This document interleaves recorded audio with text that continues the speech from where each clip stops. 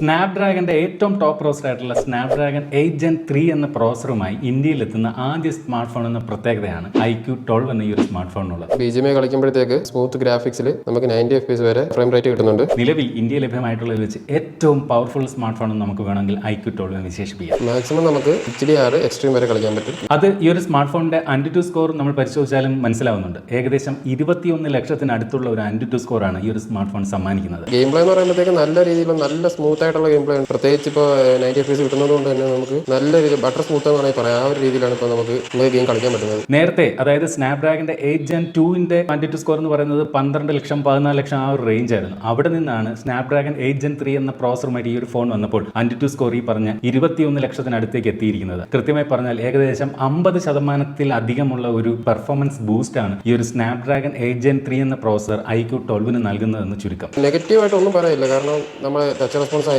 എല്ലാം വിചാരിക്കുന്ന പോലെ തന്നെ നടക്കുന്നുണ്ട്. എല്ലാം നല്ല സ്മൂത്ത് ആയിട്ട് തന്നെ നമുക്ക് കളിക്കാൻ പറ്റുന്നുണ്ട്. മാത്രമല്ല 16 GB റാം ആണ് ഈ ഒരു സ്മാർട്ട് ഫോണിന് കരുത്ത് പകരുന്നത്. അതും LPDDR5X എന്ന ലേറ്റസ്റ്റ് റാം ആണ്. അതുപോലെ തന്നെ UFS 4 സ്റ്റോറേജ് ടൈപ്പ് ആണ് ഈ ഒരു സ്മാർട്ട് ഫോണിനകത്ത് നൽകിയിരിക്കുന്നത്. അതുകൊണ്ട് തന്നെ ഫയൽ റീഡ് റൈറ്റ് സ്പീഡ് ഒക്കെ വളരെ കൂടുതലായിരിക്കും. മാത്രമല്ല ഈ ഒരു സ്മാർട്ട് ഫോണിനകത്ത് 16+16 GB ആണ് കാണിച്ചിരിക്കുന്നത്. അതായത് ഈ ഒരു ഫോണിനകത്ത് 16 GB റാം ആണെങ്കിൽ വെർച്വലി വീണ്ടും ഒരു 16 GB കൂടി ആഡ് ചെയ്തുകൊണ്ട് ഒരു 32 GB പെർഫോമൻസ് നമുക്ക് ഈ ഒരു സ്മാർട്ട് ഫോണിൽ നിന്ന് എക്സ്പെക്ട് ചെയ്യാൻ സാധിക്കും. അപ്പോൾ ഈ ഒരു സ്മാർട്ട് ഫോണിനകത്ത് സ്നാപ്ഡ്രാഗൺ 8 Gen 3 എന്ന് പറയുന്ന പ്രോസസർ മാത്രമല്ല ഈ ഒരു ഫോണിൽ കരുത്ത് പകരുന്നത്. കൂടാതെ ഇതിനകത്തൊരു സൂപ്പർ കമ്പ്യൂട്ടിംഗ് ചിപ്പ് Q1 എന്ന് പറയുന്ന ഒരു എക്സ്ട്രാ ഡിസ്പ്ലേ ചിപ്പ് കൂടി നൽകിയിട്ടുണ്ട്. അതായത് നമുക്ക് ലാപ്ടോപ്പിലൊക്കെ നമ്മൾ ഗ്രാഫിക്സ് കാർഡ് എന്നൊക്കെ പറയുന്നത് പോലെ ഈ ഒരു സ്മാർട്ട് ഫോണിന്റെ ഗ്രാഫിക്സ് എൻഹാൻസ് ചെയ്യുന്നതിനും ഗെയിമിംഗ് എക്സ്പീരിയൻസ് ഒക്കെ കുറച്ചുകൂടി മറ്റൊരു ലെവലിലേക്ക് എത്തിക്കുന്നതിനുമായിട്ട് അഡീഷണൽ ഒരു ചിപ്പായിട്ടാണ് ഇത്തരത്തിൽ Q1 ഈ ഒരു ഫോണിൽ നൽകിയിരിക്കുന്നത്. ചുരുക്കി പറഞ്ഞാൽ മികച്ച ഒരു ഗെയിമിംഗ് എക്സ്പീരിയൻസ് ആണ് ഈ ഒരു സ്മാർട്ട് ഫോൺ സമ്മാനിക്കും എന്ന കാര്യത്തിൽ യാതൊരു സംശയമില്ല. കഴിഞ്ഞ സീസണിലെ iQOO11 നിന്ന് കാര്യമായിട്ടുള്ള ഒരു ഡിസൈൻ ചേഞ്ചുമായിട്ടാണ് ഇത്തവണ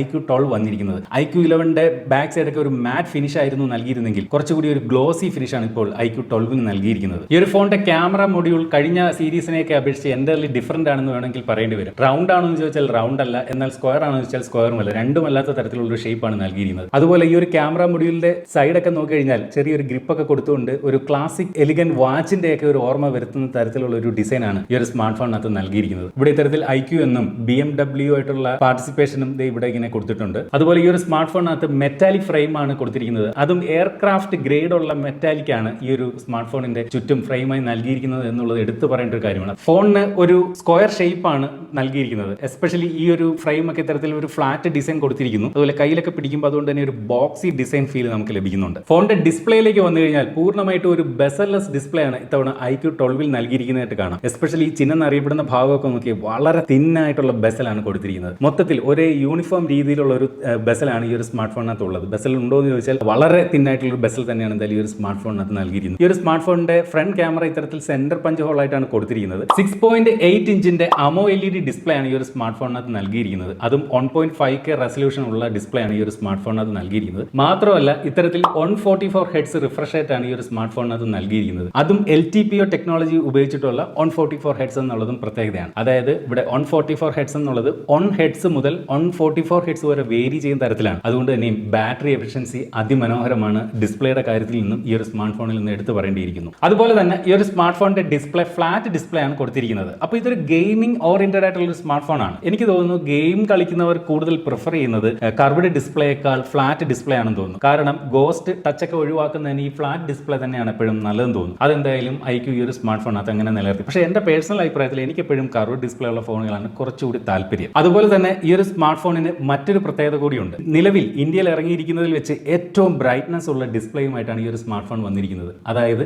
3000 നിറ്റ്സ് ബ്രൈറ്റ്നസ് ആണ് ഈ ഒരു സ്മാർട്ട് ഫോണിനകത്ത് നൽകിയിരിക്കുന്നത്. അതുകൊണ്ട് തന്നെ ഔട്ട്ഡോർ വിസിബിലിറ്റി ഒന്നും ഒരു വിഷയമേ അല്ല ഈ ഒരു സ്മാർട്ട് ഫോണിന്റെ കാര്യത്തിൽ എന്ന് പറയേണ്ടി വരും. നമുക്കറിയാം ബജറ്റ് ഫ്രണ്ട്ലി സ്മാർട്ട് ഫോണിലൊക്കെ 350 നിറ്റ്സ് ഒക്കെയാണ് സാധാരണ കണ്ടുവരുന്നത്. 350, 400, 500 നിറ്റ്സ് വരെയൊക്കെയാണ് സാധാരണ കാണുന്നത്. അതിന്റെയൊക്കെ 10 ഇരട്ടിയിലേക്കാണ് ഇപ്പോൾ ഈ ഒരു സ്മാർട്ട് ഫോണിന്റെ പീക്ക് ബ്രൈറ്റ്നസ് എത്തിയിരിക്കുന്നത് എന്നുള്ളത് ഒരു അതിശയകരമായ ഒരു കാര്യമാണ്. എന്നാൽ ഇനി ഇറങ്ങാൻ പോകുന്ന പല സ്മാർട്ട് ഫോണുകളിലും 4500 നിറ്റ്സ് ബ്രൈറ്റ്നസ് ഉള്ള സ്മാർട്ട് ഫോണുകൾ വരെ ഉണ്ട് എന്നുള്ളതും നമ്മെ ഞെട്ടിക്കാൻ കാത്തിരിക്കുകയാണ്. കാര്യങ്ങൾ ഇങ്ങനെയൊക്കെയാണെങ്കിലും എന്നെ ഈ ഒരു ഫോണിന്റെ കേസിൽ ഏറ്റവും കൂടുതൽ ഞെട്ടിച്ചത് മറ്റൊരു കാര്യമാണ്, ഇതിന്റെ ബാറ്ററി ലൈഫ്. നോക്കി, കഴിഞ്ഞ എന്റെ യൂസ് കേസിൽ 10 മണിക്കൂറും 44 മിനിറ്റും സ്ക്രീൻ ഓൺ ടൈം ആണ് എനിക്ക് ഈ ഒരു സ്മാർട്ട് ഫോണിനകത്ത് ലഭിച്ചിരിക്കുന്നത്. ഒരു ദിവസവും 21 മണിക്കൂറും 58 മിനിറ്റും, ഒരു ദിവസവും 22 മണിക്കൂറുമുള്ള ഒരു ബാറ്ററി ലൈഫ് എനിക്ക് ഈ ഒരു സ്മാർട്ട് ഫോണിനകത്ത് ലഭിച്ചു. ഒരു ദിവസവും 22 മണിക്കൂർ എന്ന് പറയുമ്പോൾ 2 ദിവസത്തിന് ഇല്ലേ 2 മണിക്കൂറിന്റെ കുറവ്, അത്രയും ബാറ്ററി ലൈഫ് എനിക്ക് ഈ ഒരു സ്മാർട്ട് ഫോൺ ലഭിച്ചു. അത്രയും സമയത്തിനുള്ളിൽ ഞാൻ ഈ ഒരു ഫോണിന്റെ സ്ക്രീൻ ഓൺ ചെയ്ത് വെച്ചിരുന്നത് 10 മണിക്കൂർ 44 മിനിറ്റുമാണ്. ഇന്ന് വരെ ഞാൻ പല സ്മാർട്ട് ഫോണുകൾ ഉപയോഗിച്ചിട്ടുണ്ടെങ്കിലും അതിൽ ഒരൊറ്റ ഫോണിലും ഇത്രയും ഒരു സ്ക്രീൻ ഓൺ ടൈം ലഭിച്ചിട്ടില്ല എന്നുള്ളതാണ് ഞെട്ടിച്ചിരിക്കുന്നത്. കഴിഞ്ഞ പല സ്മാർട്ട് ഫോണുകളുടെ റിവ്യൂ നിങ്ങൾ തന്നെ എടുത്ത് നോക്കിയാൽ അറിയാം. ഏറ്റവും കൂടുതലൊക്കെ ലഭിക്കുക 6.5 മണിക്കൂർ 7 മണിക്കൂർ വരെയൊക്കെയുള്ള ഒരു സ്ക്രീൻ ഓൺ ടൈം ആണ്. ഇത് അവിടെ നിന്നെല്ലാം ഒരു കാതം മുന്നിലേക്ക് പോയി 10 മണിക്കൂർ 41 മിനിറ്റും സ്ക്രീൻ ഓൺ ടൈം എന്ന് പറയുമ്പോൾ സത്യം പറഞ്ഞ് ഞെട്ടിപ്പോയി. നമ്മൾ 1 മണിക്കൂർ ഫോണൊക്കെ ഉപയോഗിച്ചാൽ പോലും 1% ഒക്കെയാണ് ഈ ഒരു സ്മാർട്ട് ഫോണിനകത്ത് കുറയുന്നത് എന്നുള്ളത് സത്യത്തിൽ ഞെട്ടിക്കുന്നു. അത്തരമൊരു മികച്ച ബാറ്ററി ലൈഫിന് ഈ ഒരു സ്മാർട്ട് ഫോണിനകത്ത് നൽകാനുള്ള പ്രധാന കാരണക്കാരൻ ആരെന്ന് ചോദിച്ചാൽ ഈ പറയുന്ന ഏറ്റവും പുതിയ സ്നാപ്ഡ്രാഗൺ 8 Gen 3 എന്ന പ്രോസസർ തന്നെയാണെന്ന് പറയേണ്ടി വരും. കാരണം അത്രയും ബാറ്ററി എഫിഷ്യന്റ് ആയിട്ടുള്ള ഒരു പ്രോസറാണ് ഈ ഒരു സ്നാപ്ഡ്രാഗൺ 8 Gen 3 എന്നുള്ള ഈ ഒരു പർട്ടിക്കുലർ പ്രോസസർ. എന്ത് തന്നെയായാലും ഒരു രക്ഷയുമില്ലാത്ത ബാറ്ററി ലൈഫാണ് ഈ ഒരു സ്മാർട്ട് ഫോൺ സമ്മാനിക്കുന്നത്. പക്ഷേ കഴിഞ്ഞ ആ ഒരു യൂസ് കേസിൽ ഞാൻ ഒരുപാട് ഗെയിമൊന്നും കളിച്ചിരുന്നില്ല. സാധാരണ ഒരു നോർമൽ യൂസാണ്, സോഷ്യൽ മീഡിയ യൂസും ഒക്കെ ആയിരുന്നു ചെയ്തത്. എന്നിരുന്നിട്ടും ഇത്രയും ഒരു ബാറ്ററി ലൈഫാണ് എനിക്ക് ഈ ഒരു സ്മാർട്ട് ഫോൺ സമ്മാനിച്ചത്. 5000 mAh ബാറ്ററിയാണ് ഈ ഒരു സ്മാർട്ട് ഫോണിന് പവർ നൽകുന്നത്. അത് ചാർജ് ചെയ്യാനായിട്ട് 120 വാട്ടിന്റെ ഫാസ്റ്റ് ചാർജർ ഈ ഒരു സ്മാർട്ട് ഫോണിന്റെ ബോക്സിനോടൊപ്പം തന്നെ നൽകിയിട്ടുമുണ്ട്. അതുപോലെ ചാർജിങ്ങിന് വേണ്ടി C2C കേബിൾ ആണ് നൽകിയിരിക്കുന്നത്. വെറും 28 മിനിറ്റ് കൊണ്ട് നമുക്ക് ഈ ഒരു സ്മാർട്ട് ഫോൺ ഫുൾ ചാർജ് ചെയ്യാൻ സാധിക്കും എന്നുള്ളതും പ്രത്യേകത തന്നെയാണ്. ഫോണിനകത്ത് ഫിംഗർ പ്രിന്റ് പൊസിഷൻ ഇതുപോലെ താഴെയായിട്ടാണ് കൊടുത്തിരിക്കുന്നത്. അത് കുറച്ചുകൂടി മുകളിലായിരുന്നെങ്കിൽ കുറച്ചുകൂടെ ബെറ്റർ ആയെന്നൊരു അഭിപ്രായമുണ്ട്. ഒപ്റ്റിക്കൽ ഫിംഗർ പ്രിന്റ് ആണ് കൊടുത്തിരിക്കുന്നത്. iQOOന്റെ മുൻ മോഡലുകളിൽ അൾട്രാസോണിക് ഫിംഗർ പ്രിന്റ് വന്നിരുന്നു. പക്ഷേ ഈ ഒരു ഫോണിനകത്ത് ഒപ്റ്റിക്കൽ ഫിംഗർ പ്രിന്റ് സെൻസർ ആണ് നൽകിയിരിക്കുന്നതെന്ന് ഓർപ്പിക്കട്ടെ.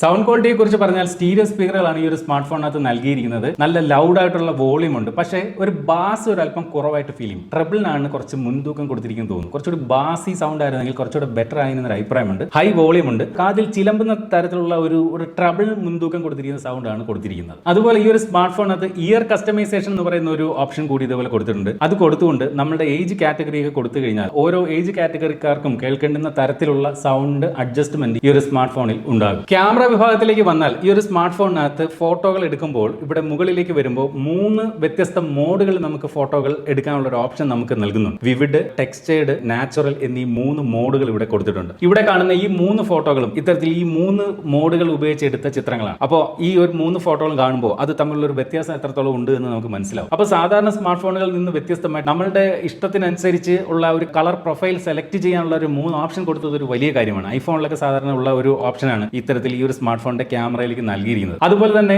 ഈ ഒരു ഫോണിനകത്ത് തന്നെ ഞെട്ടിച്ച മറ്റൊരു കാര്യം കൂടിയുണ്ട്. സാധാരണ പ്രൈമറി ക്യാമറയിൽ മാത്രമാണ് ഒപ്റ്റിക്കൽ ഇമേജ് സ്റ്റെബിലൈസേഷൻ കൊടുക്കാറുള്ളത്. എന്നാൽ ഈ ഒരു സ്മാർട്ട് ഫോണിനകത്ത് ടെലിഫോട്ടോ സെൻസറിൽ പോലും ഒപ്റ്റിക്കൽ ഇമേജ് സ്റ്റെബിലൈസേഷൻ കൊടുത്തിട്ടുണ്ട് എന്നുള്ളത് ഒരു പ്രത്യേകതയാണ്. അതായത് 50 മെഗാ പിക്സലിന്റെ ഒരു പ്രൈമറി ക്യാമറയും 50 മെഗാ പിക്സലിന്റെ ഒരു അൾട്രാ വൈഡ് ആംഗിൾ ക്യാമറയും 64 മെഗാ പിക്സലിന്റെ ടെലിഫോട്ടോ സെൻസറുമാണ് ഈ ഒരു സ്മാർട്ട് ഫോണിനകത്ത് കൊടുത്തിരിക്കുന്നത്. ഈ ഒരു ഫോൺ ഉപയോഗിച്ചുകൊണ്ട് നമുക്ക് 3x വരെ ഒപ്റ്റിക്കലി സൂം ചെയ്തുകൊണ്ട് ഫോട്ടോകൾ എടുക്കാൻ സാധിക്കും. നമുക്ക് മാക്സിമം 100x വരെ തരത്തിൽ സൂം ചെയ്തുകൊണ്ടുള്ള ഫോട്ടോകളും എടുക്കാൻ സാധിക്കും. പക്ഷേ 100x ചെല്ലുമ്പോൾ ഫോട്ടോയുടെ ക്വാളിറ്റി സ്വാഭാവികമായിട്ടും കുറയുന്നുണ്ട്. അതുപോലെ വീഡിയോ വിഭാഗത്തിലേക്ക് വന്നാൽ നമുക്ക് ഇത്തവണ മാക്സിമം 8Kയിൽ 30 ഫ്രെയിംസ് പെർ സെക്കൻഡ് വരെയുള്ള വീഡിയോകൾ ബാക്ക് ക്യാമറ ഉപയോഗിച്ചുകൊണ്ട് ഷൂട്ട് ചെയ്യാൻ സാധിക്കും. പക്ഷേ പരിതാപകരം എന്ന് പറയട്ടെ, ഈ ഒരു സ്മാർട്ട് ഫോണിന്റെ ഫ്രണ്ട് ക്യാമറ ഉപയോഗിച്ചുകൊണ്ട് full HD 30 frames per second വരെയുള്ള വീഡിയോകൾ മാത്രമാണ് നമുക്ക് ഷൂട്ട് ചെയ്യാനാവുക എന്നുള്ളതും അതൊരു വലിയ കുറവായിട്ട് തന്നെ പറയേണ്ടിയിരിക്കുന്നു. അത് iQOOന്റെയും വിവോയുടെയും പല ഫോണുകളിലും നമ്മൾ ഇത്തരത്തിൽ ഈ ഒരു കുറവ് പറയുന്നതാണ്. ബാക്ക് ക്യാമറയ്ക്ക് നോക്കി ഇവിടെ 8K കൊടുത്തിട്ടുണ്ട്. അറ്റ്ലീസ്റ്റ് ഫ്രണ്ട് ക്യാമറയ്ക്ക് ഒരു 4K റെസൊല്യൂഷൻ സപ്പോർട്ടെങ്കിലും കൊടുക്കാമായിരുന്നു. അങ്ങനെയെങ്കിലുള്ള ഒരു ഗുണം എന്ന് പറയുന്നത് നമുക്കൊരു വ്ളോഗിങ്ങിനൊക്കെ ഇപ്പോൾ 4Kയിൽ ഫ്രണ്ട് ക്യാമറ ഉപയോഗിച്ചുകൊണ്ടും ബാക്ക് ക്യാമറ ഉപയോഗിച്ചുകൊണ്ട് ഷൂട്ട് ചെയ്യണമെങ്കിൽ നമുക്കത് സാധ്യമാകുമായിരുന്നു. 16 മെഗാ പിക്സലിന്റെ ഒരു സെൽഫി സെൻസറാണ് ഇത്തരത്തിൽ പഞ്ച് ഹോൾ ആയിട്ട് ഈ ഒരു സ്മാർട്ട് ഫോണിനകത്ത്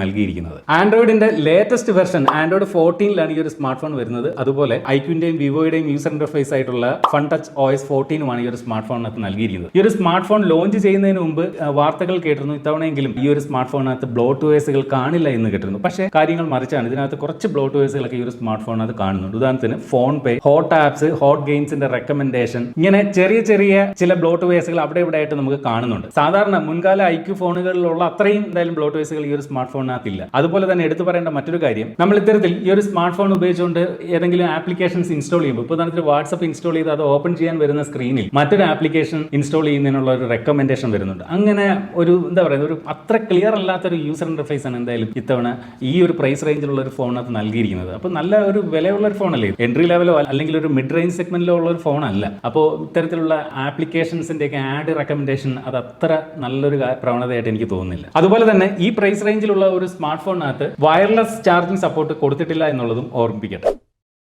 iQOO BMW ഇവിടെ ഒഫീഷ്യൽ പ്രീമിയം പാർട്ണർ ആണെന്ന് എഴുതിയിട്ടുണ്ട്. എനിവേ നമുക്ക് പെട്ടെന്ന് അൺബോക്സ് ചെയ്യാം.